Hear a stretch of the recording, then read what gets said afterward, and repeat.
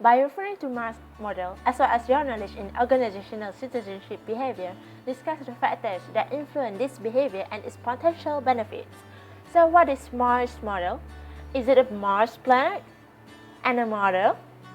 So Mars and model is Mars model? Oh no, Mars model of individual behavior is a model that seeks to elaborate individual behavior as a result of internal and external factors or influences combined together. The name itself is an acronym for individual motivation, abilities, role perception, and situational factors.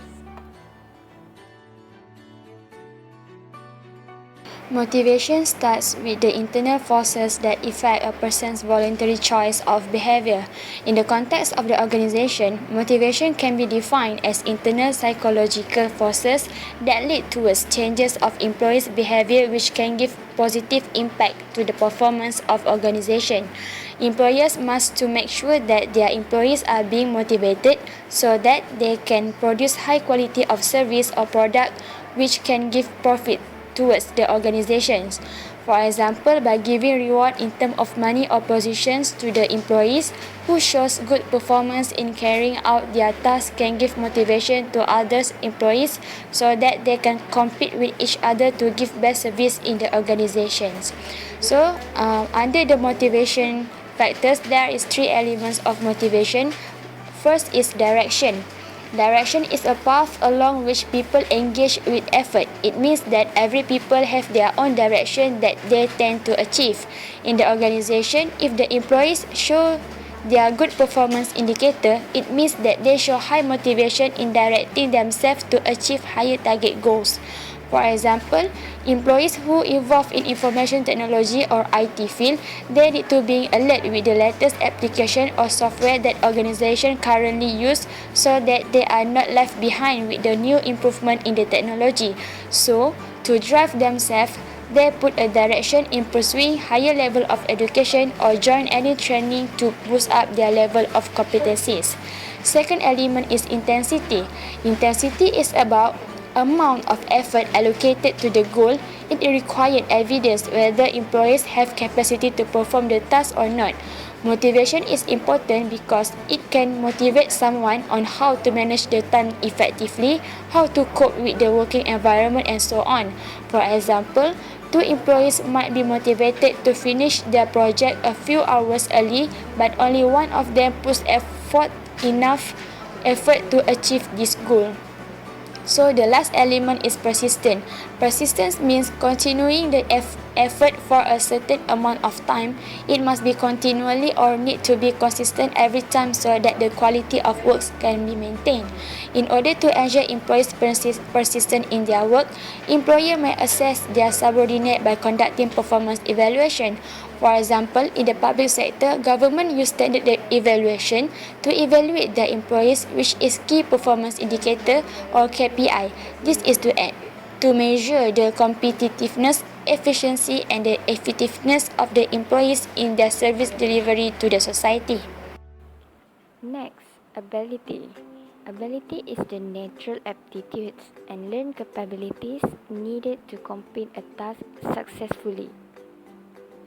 It has four different parts, namely aptitude, learned capability, competencies, and person-job fit. Aptitudes are the natural talents that help employees to learn specific tasks more quickly and perform them better and effectively. For example, finger dexterity is potentially achieve higher performance at picking up and handle a small object with their finger. Their learning tend to be faster and performance potential to be higher. While learned capabilities are skill and knowledge that you currently possess, which is include the physical and mental skill and knowledge. Learned capabilities tend to wane over time when not in use, which means you have to fully utilize the skill and knowledge to maintain the ability. Next is competencies that include abilities, individual values, personality, knowledge, and self-concept that result in superior performance. For example, serving customer, coping with heavy workloads and providing creative ideas. A good person job not only produces higher performance but also tends to increase employees' well-being. Last but not least is person job fit. There is 3 ways to match people with jobs. First is selecting qualified people. Second, developing employee abilities through training, and third is redesigning job to fit person's existing abilities. For example, Rohan completes a task in 4 days while the time required is 6 days.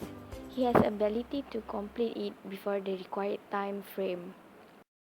Next, we move to R in Mars model, which is role perceptions.